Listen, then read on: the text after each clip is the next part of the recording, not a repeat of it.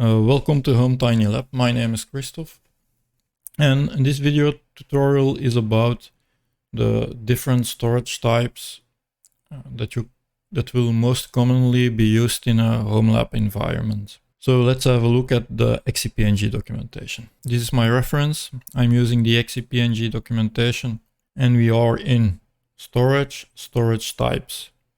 This part can be a little bit overwhelming. So doing the first base installation of XCP-ng, I've already made a video about that, but I will put all the links of what could be useful and of my resources that I'm using in the description. So storage types, two big blocks, file-based, block-based. What are the big differences? Block-based, a little less overhead, but thin tick provisioning, and the file-based ones more overhead, and there we have thin provisioning. I am going to speak only about the officially supported ones and two of each type. So for the file-based, the local ext and the NFS share. And for the block-based, the LVM and the iSCSI one. So if somebody hopes to see something else discussed, it will not be in this video. So I will not waste any more of your time. Now we go to the big difference between thick and thin. And that is something that I will show in Xen Orchestra.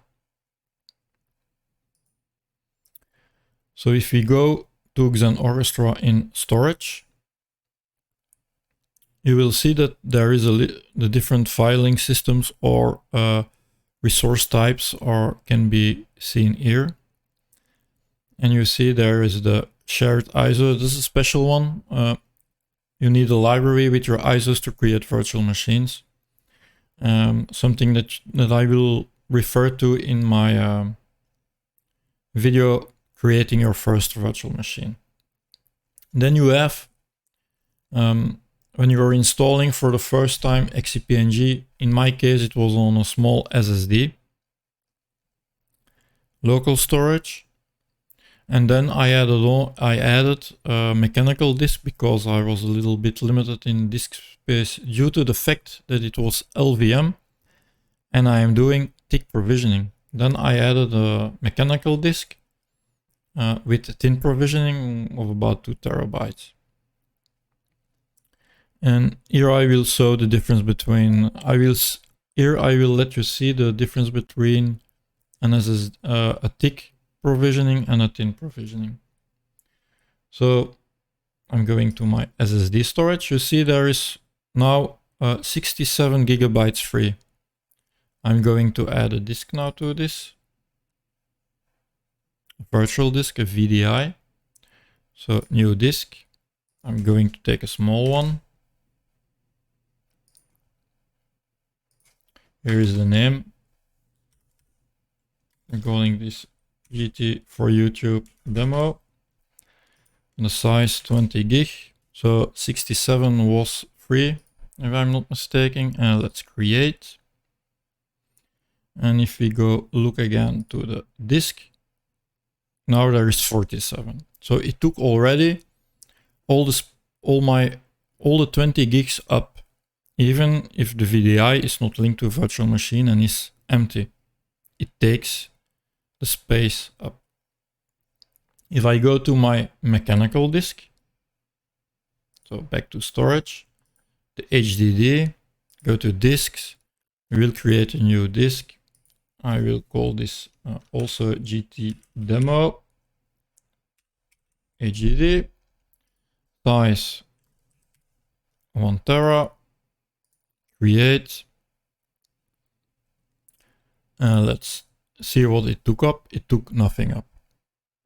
So I can over provision with thin, and with thick I cannot over provision, and my disk space, there will be disk space lost. The advantage is with the thick provisioning, there is more performance, and with thin provisioning, I will have less overhead when I'm taking snapshots and transferring virtual machines. So, something to keep in mind. If you are using a local SSD, you could use normally thin provisioning with it without having a big issue with performance. Okay. Now, to give a demo of, not a demo, I'm going to show how you can add now network resource types. So let's have a look now at my backend, and that's a TrueNAS CORE server. First, I'm going to create the NFS share to add to my XCP-ng host, and then the iSCSI share.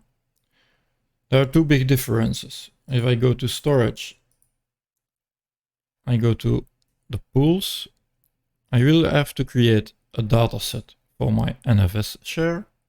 So YouTube NFS demo, YouTube NFS demo. This one you can leave it at generic for NFS shares. Advanced options, you could set quotas, but for this demo I'm not going to do this, and submit. So this is for the NFS share. For the iSCSI, we will need a zvol. So this will be a volume. I'm already going to add this. And this is then the YouTube iSCSI demo. Size for this zvol. And I'm going to add a small space because it will be reserved. Going to advanced options, I will keep the default settings. Always try the default settings, and if you want to compare later on with other settings in your own lab, you are free to do what you want. So submit.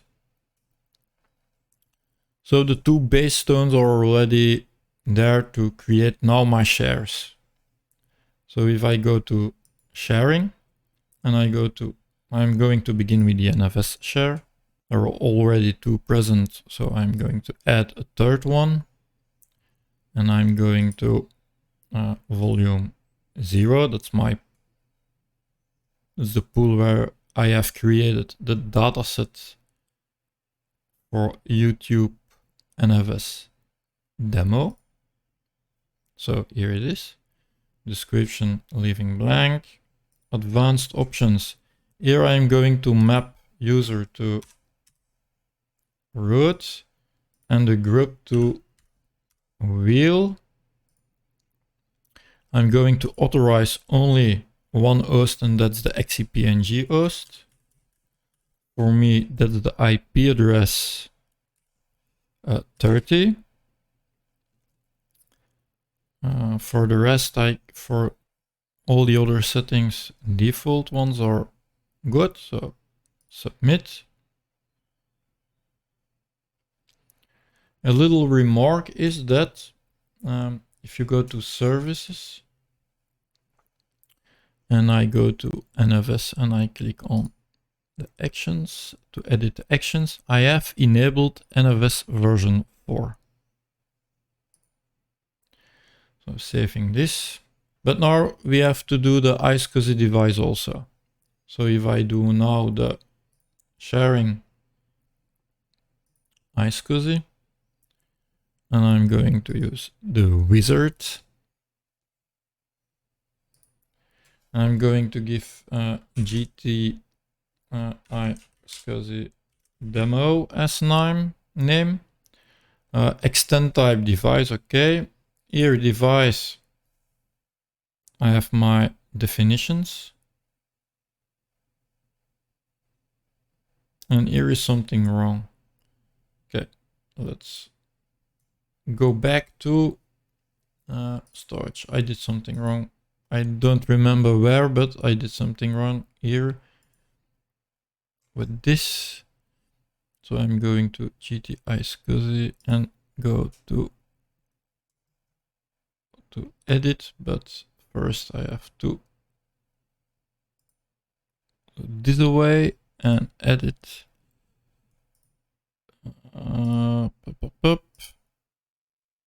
Edit ZVol. And where did I went wrong?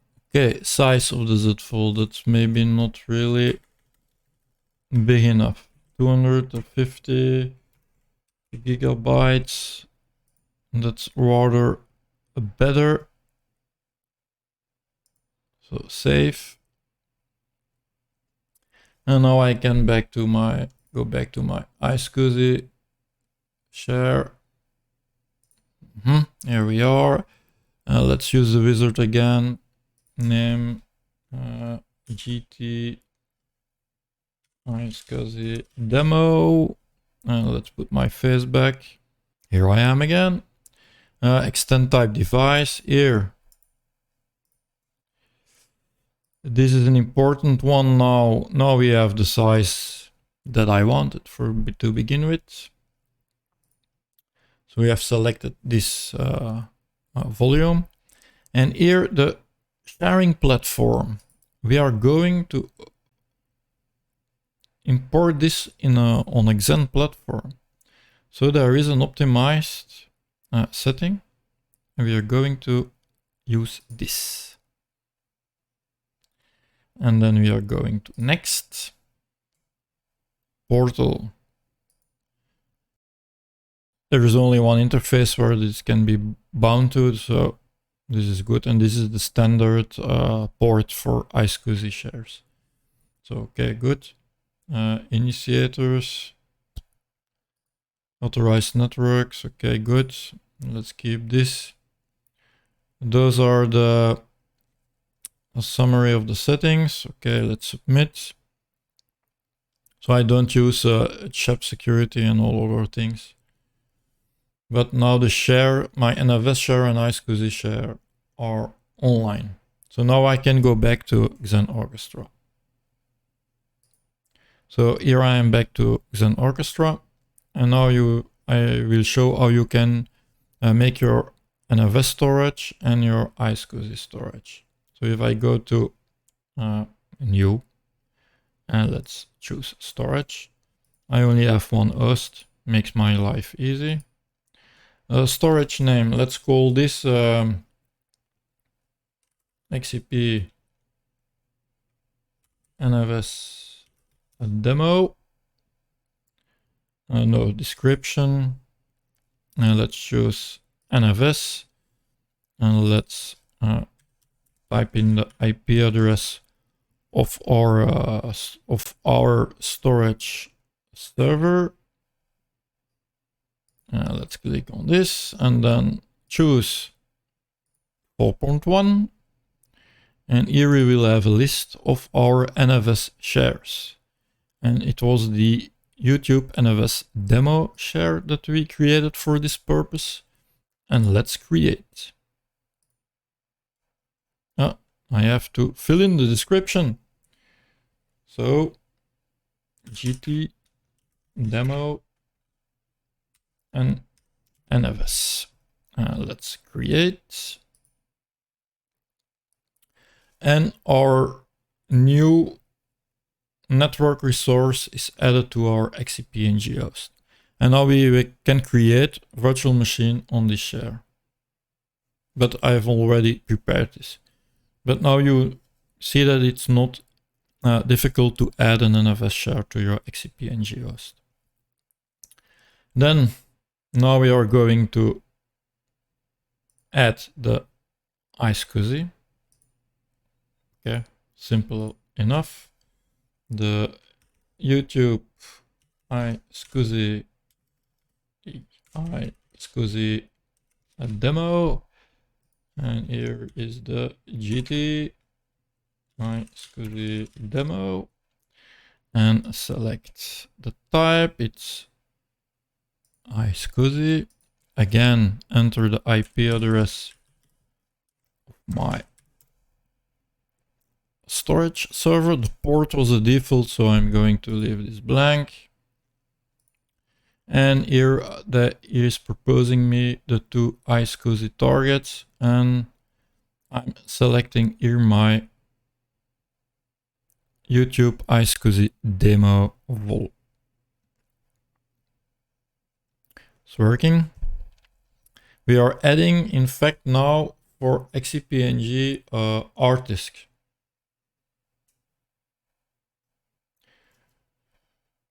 So it's a block device that is added. So if you would import an iSCSI in Windows, it would present himself as a non-formatted disk, and you will have to format the disk. And you could only use it on that Windows workstation, because you can only add a physical disk to one system this way. Creating it now. Take some more time. And it is done. So now I have this storage added to my XCP-ng host, and this is a block device. So if I go have a look at my storages, see the list is a little bit longer. I have my two demos that are added, my NFS demo and my iSCSI demo. So you can rather easily add network storage. One thing to consider is to build a separate network for your storage, because it will have overhead from the other traffic that's going on if you cannot separate it. And if you can have a bigger bandwidth, that will help also. I'm going to give all my demos are done with 1 gig. So it will show that it is possible to do. So if I go to my VMs now, I have created 4 VMs. They are identical on each storage type. On my hard disk, local hard disk, on my shared block device, my iSCSI, on my shared storage in file. And then I have my local SSD that is configured as an LVM. Those are the 4 storage types that I will now demo with a VM. So if I go to the hard disk, console mode, I'm already logged in, and I have a little test file to put some stress on the hard disk. I'm going to let it run. Going to back to VMs. I'm going to do the same thing on the iSCSI device. So I have already prepared to. And then on the NFS. Okay. And then on the SSD.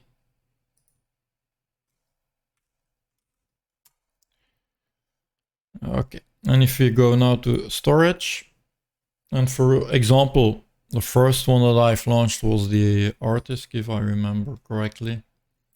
Let's go to the stats. So it's working, it's transferring data. This is a read. So the first one is a read test of big blocks, then it's a write test of big blocks, and you will see that the throughput is already a big difference in reading and in writing on a mechanical disk. A huge difference. Latency is rocking very high.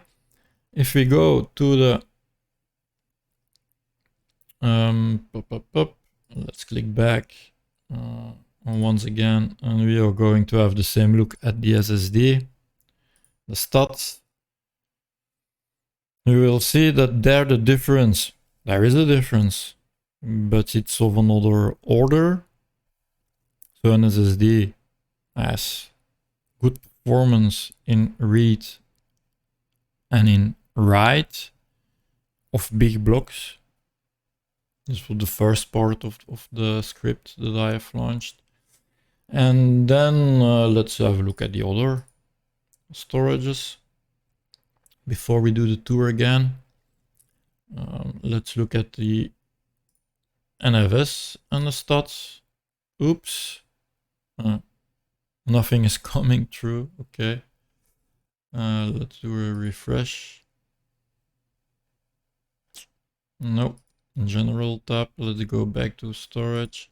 And let's do the iSCSI.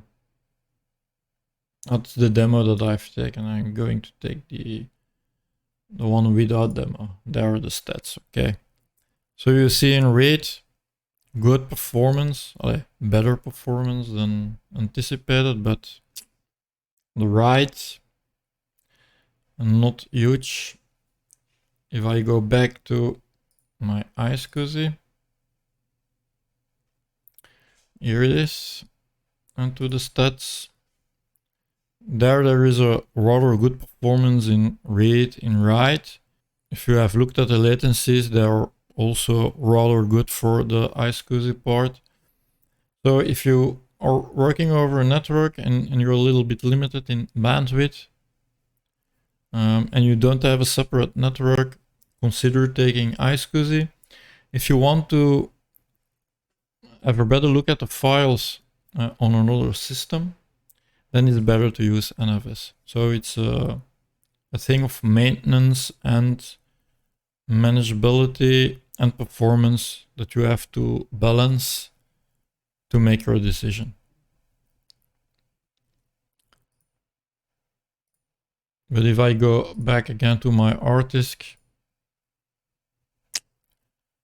it's even not showing up. But if you look at the numbers here, it's low. If I go back to the SSD and I look at the numbers here, it's higher, a factor 10 almost. So it's not something to consider, investment SSD or not. Okay, I think that this is, or investment in network perhaps, if we are going to look again at our iSCSI counterpart. It's not bad. It's for some things also very good, but for the writes it's lower, not enormous lower, but it's lower. So it's iSCSI is something to consider also. And if we go to the NFS, it's let's say like the mechanical disk in my case, because the iSCSI share is using the same wire as my NFS. If I would have a separate network for my NFS, it would give better results. That's almost certain.